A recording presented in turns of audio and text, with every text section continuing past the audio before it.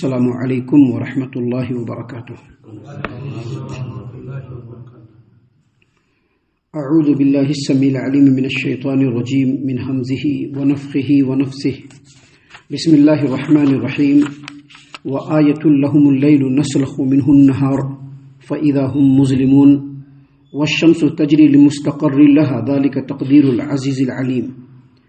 اور لوگوں کے لیے اللہ تبارک و تعالیٰ کی نشانیوں میں سے ایک نشانی رات بھی ہے، جس کے اوپر سے ہم دن کو کھینچ لیتے ہیں تو ان پر اندھیرا چھا جاتا ہے، اور سورج اپنی مقررہ گزرگاہ پر چل رہا ہے۔ یہی زبردست علیم ہستی کا مقرر کیا ہوا اندازہ ہے۔ محترم سامعین کرام، سورہ یاسین سورہ نمبر 36 اور اسی سورہ سے آیت نمبر 37 اور 38، یہ دو آیتیں بھی آپ کے سامنے تلاوت کی گئیں۔ بفضل اللہ، بعون اللہ، بتوفیق اللہ، آیتوں کا ترجمہ آپ تمام کی خدمت میں پیش کیا گیا، اور آیتوں کے ترجمے سے آپ نے یہ بات خوب اچھی طریقے سے سمجھ لیا کہ ان آیتوں میں بھی اللہ تبارک و تعالیٰ نے اپنی قدرت کاملہ کی نشانیوں کو بیان فرمایا ہے۔ جیسا کہ اس سے پہلے جو دروس آپ کے سامنے ہم نے آپ کے سامنے پیش کی ہے، اور جو آیتیں آپ کے سامنے پیش کی گئیں، ان آیتوں میں اللہ تبارک و تعالیٰ نے اپنی نشانیوں کو پیش کیا ہے۔ تو اسی طرح سے وہ سلسلہ آگے بڑھا، اور یہاں پر ان دو آیتوں میں بھی اللہ تبارک و تعالیٰ نے اپنی دو عظیم نشانیوں کا ذکر فرمایا ہے۔ یہاں پر ایک بات سمجھ لیجیے کہ سورہ یاسین، اس کے تعلق سے ہم نے شروع میں ہی کہہ دیا تھا، جب ہم نے اس سورۃ کریمہ کے تفسیر کا جو آغاز کیا تھا اس وقت بتلا دیا تھا کہ یہ سورۃ کریمہ، اس کے تعلق سے بہت ساری فضیلتیں لوگ بیان کرتے ہیں۔ بعض لوگ کہتے ہیں کہ موتا کے سامنے پڑھا جائے، بعض لوگ کہتے ہیں کہ اس کو پڑھنے سے موتا کی جو نکلنے والی جو روح ہوتی ہے وہ آسانی سے نکل جاتی ہے، بعض لوگ کہتے ہیں کہ یہ قرآن کریم کا دل ہے۔ تو اس سلسلے میں جتنی بھی باتیں ہیں، اس میں سے ایک بھی بات نبی کریم صلی اللہ علیہ وسلم کی صحیح حدیث سے بالکل ثابت نہیں ہے۔ کوئی اگر یہ کہے کہ ایک آدمی کی جان کنی کا عالم ہو رہا ہے تو اس سورۃ کریمہ کو پڑھا جائے، وہ بالکل غلط کہہ رہا ہے، کیونکہ نبی صلی اللہ علیہ وسلم کے صحیح فرمان سے یہ بات بالکل ثابت نہیں ہے۔ لوگوں کی بناوٹی باتوں سے یہ بات ثابت ضرور ہے۔ اسی طرح سے کوئی آدمی یہ کہتا ہے کہ اگر کوئی آدمی مر جاتا ہے وہاں پر سورہ یاسین پڑھو تو ایسا ہوگا ویسا ہوگا، موتا کی مغفرت ہوگی، تو یہ بات بھی بالکل غلط ہے، کیونکہ یہ نبی کریم صلی اللہ علیہ وسلم کی بات سے ثابت نہیں ہے، لوگوں کی اپنی بنائی ہوئی بات سے ضرور ثابت ہے۔ آپ دیکھیں ہوں گے کہ بعض لوگ اس کو روزانہ پڑھتے ہیں، اس کے پیچھے ایک برکت حاصل کرنے کا طریقہ ہے۔ حالانکہ ہم نے شروع میں ہی بتلایا تھا کہ قرآن کریم کی تلاوت کا جو طریقہ ہے وہ یہ ہے کہ آدمی الحمدللہ سے شروع کرے، الف لام میم شروع کرے، اور روزانہ ایک حساب سے پڑھے، جہاں پر چھوڑے وہاں سے پھر کل ہو کر کے پڑھے، یہاں تک کہ پورے قرآن کریم کو ختم کرے۔ جن سورتوں کے بارے میں فضیلت ہے ان سورتوں کو آپ پڑھ سکتے ہیں۔ فار ایگزامپل، ڈیلی رات میں سونے سے پہلے سورۃ الملک پڑھنے کا ہے، ڈیلی رات میں سونے سے پہلے الف لام میم سجدہ پڑھنے کا ہے، تو وہ پڑھ سکتے ہیں کیونکہ وہ حدیث سے ثابت ہے۔ اسی طرح سے نبی کریم صلی اللہ علیہ وسلم کا یہ فرمانا کہ روزانہ سورۃ البقرہ کو اپنے گھر میں پڑھو، اس سے شیطان بھاگ جائے گا یا شیطان داخل نہیں ہوگا، یہ نبی کریم صلی اللہ علیہ وسلم کی حدیث سے ثابت ہے، وہ پڑھ سکتے ہیں۔ لیکن سورہ یاسین کو اسپیشلی ڈیلی پڑھنا ایک خاص عقیدے کے ساتھ، وہ بالکل درست نہیں ہوگا۔ یہ جو سورہ یاسین ہے اس اعتبار سے بہترین سورۃ کریمہ ہے، اور اس اعتبار سے اس سورۃ کریمہ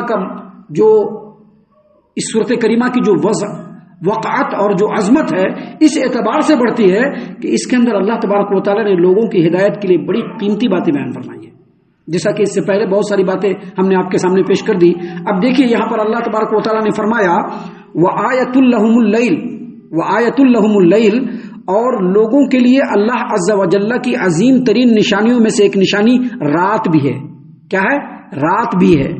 نسلخ منہ النہار فإذا هم مظلمون، جس کے اوپر سے ہم دن کو کھینچ لیتے ہیں تو اندھیرا چھا جاتا ہے۔ یہاں پر اس آیت کریمہ کی روشنی میں دو باتیں سمجھ لیجیے۔ پہلی بات یہ کہ آپ قرآن کریم میں جہاں پر بھی دیکھیں گے رات اور دن کا ذکر آیا، اس میں پہلے رات کا ذکر آیا ہے، رات کا ذکر آیا، دن کا ذکر پہلے نہیں آیا، رات کا ذکر آیا ہے۔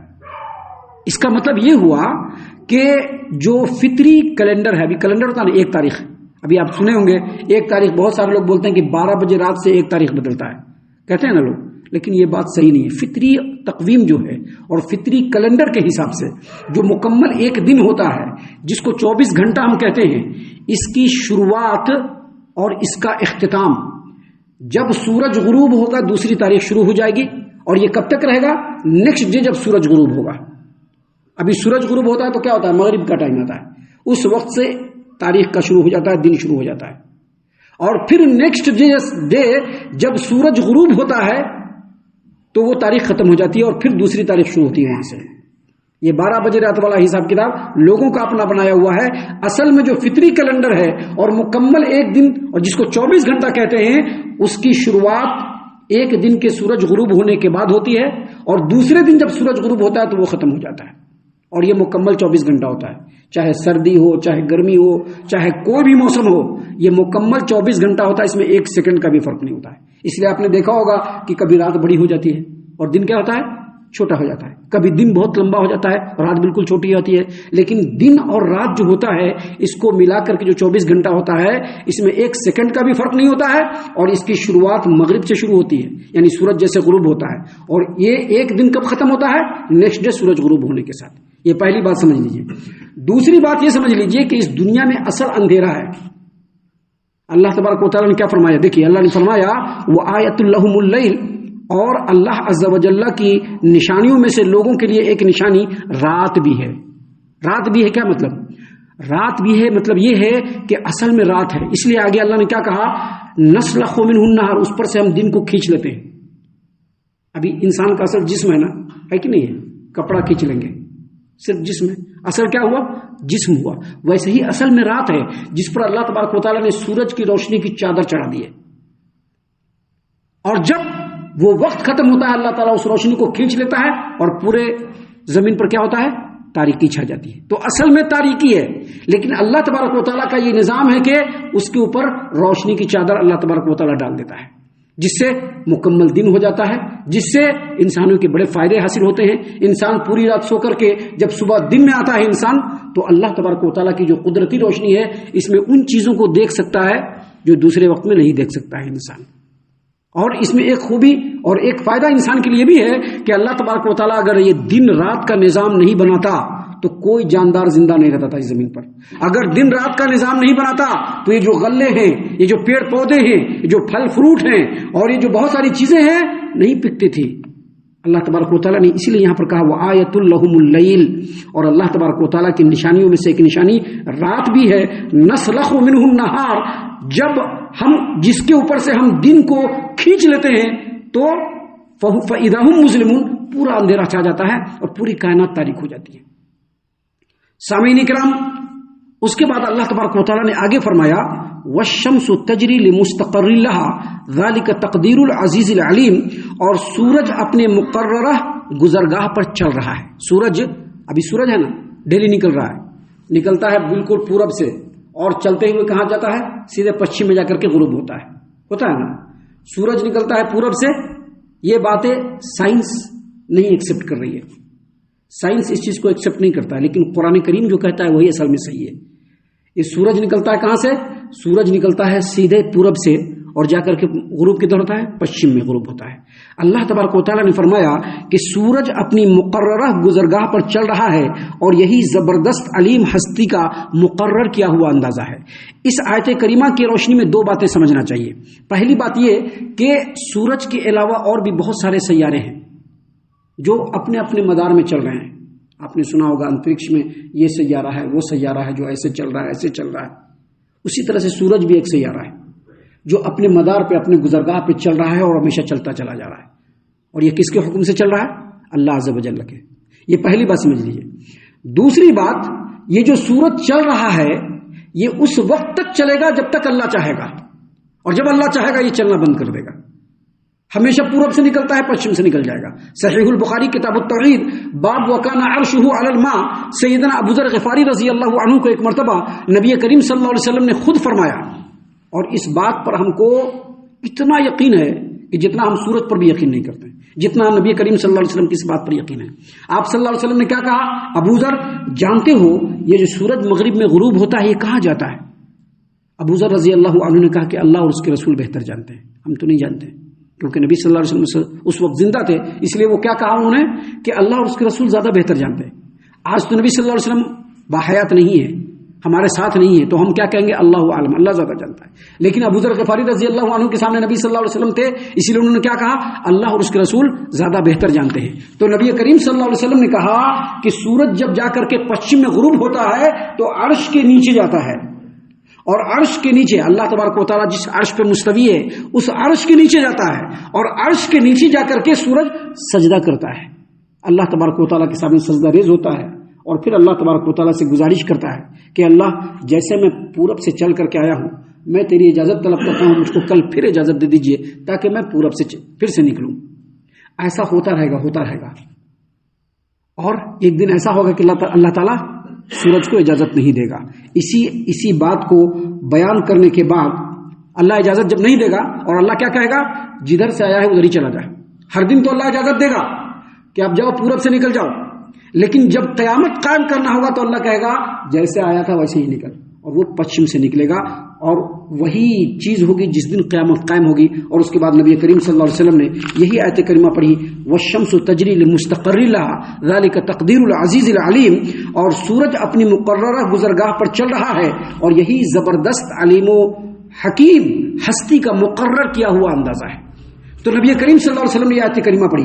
یہاں پر اس حدیث سے دو باتیں معلوم ہوئی۔ ایک بات یہ کہ بہت سارے لوگ، بہت سارے سائنٹسٹ، بہت سارے ایسٹرولوجی کے جو ماہرین ہوتے ہیں، بہت سارے لوگ ماہر فلکیات ہیں، ان لوگوں کا یہ کہنا ہے کہ یہ جو پورا نظام ہے جس میں سورج چل رہا ہے، چاند چل رہے ہیں، ستارے اور سیارے چل رہے ہیں، یہ کسی کا اس پر کنٹرول نہیں ہے، ایک سسٹم ہے، میگنیٹک سسٹم، جس سے سب کا سب چپکا ہوا ہے اور اپنے اپنے مدار پر چل رہا ہے۔ تو یہاں پر پتہ چل جانا چاہیے اس حدیث کی روشنی میں اور اللہ تبارک و تعالیٰ کے اس کلام کی روشنی میں کہ یہ کوئی میگنیٹک سسٹم سے نہیں چل رہا ہے، بلکہ ان تمام اجرام فلکی کے اوپر، یہ تمام جو نظام اور سسٹم ہے اس کے اوپر اللہ علیم و حکیم اور خبیر کا زبردست کنٹرول ہے۔ ایسا کنٹرول ہے کہ اللہ تبارک و تعالیٰ جتنا اس کو حکم دیا ہے اس میں ایک سیکنڈ کے لیے بھی، ایک ملی سیکنڈ کے لیے بھی سورج ہو، چاند ہو، ستارے ہو، سیارے ہو، اپنی جگہ سے ادھر ادھر نہیں ہل سکتے۔ اللہ نے ایسا مضبوط نظام بنایا ہے۔ اور دوسرا یہ کہ یہ جو سورج ابھی طلوع ہو رہا ہے پشچم سے، یہ ہمیشہ پورب سے، یہ ہمیشہ طلوع نہیں ہوگا۔ ابھی پورب سے طلوع ہو رہا ہے، پشچم میں جا کر کے ڈوب رہا ہے، ہر دن ایسا ہو رہا ہے، ہم لوگ ہر روز دیکھ رہے ہیں۔ لیکن جب قیامت قائم کرنا ہوگا اللہ عز و جل کو، تو اللہ تبارک و تعالیٰ اچانک سورج کو حکم دے گا اور سورج جو ہے پشچم سے طلوع ہو جائے گا، اور وہیں سے قیامت کا کاؤنٹ ڈاؤن شروع ہو جائے گا۔ سامعین کرام، ان باتوں کو اللہ تبارک و تعالیٰ نے اس لیے یہاں پر بیان فرمایا ہے کہ ان نشانیوں پر انسان غور کرے، مسلمان غور کرے۔ اللہ تبارک و تعالیٰ جو عظیم، جو حکیم، جو علیم اور جو خبیر اور جو قادر مطلق ہستی ہے، اس کی ہستی کو پہچانے کہ اللہ ہے کیا، اور پھر اللہ تبارک و تعالیٰ کی عبادت میں اپنے تن من دھن سب کو لگا دے۔ ہم اللہ سے دعا کرتے ہیں کہ اللہ تعالیٰ ہم تمام کو ان تمام باتوں کے اوپر خوب غور و فکر اور تدبر کرنے کے ساتھ ساتھ ان باتوں پر عمل کرنے کی بھی توفیق عنایت فرمائے، آمین۔ اللہ تعالیٰ ہم تمام کو صحیح معنوں میں پکا سچا مومن مسلمان بنائے، اللہ اور اس کے رسول صلی اللہ علیہ وسلم کی اطاعت و فرما برداری کرنے والا بنائے، صحابہ کرام رضی اللہ عنہم کے طریقے پر چلنے والا بنائے، جنت الفردوس میں جگہ عطا فرمائے۔ اے اللہ ہم تمام کو جہنم سے پناہ دے، اے رب العالمین ہم تمام کو جہنم سے پناہ دے، اے مالک الملک ہم تمام کو جہنم سے پناہ دے، آمین یا رب العالمین۔ وما علینا الا البلاغ المبین۔ تبارك الذي نزل الفرقان على عبده ليكون للعالمين نذيرا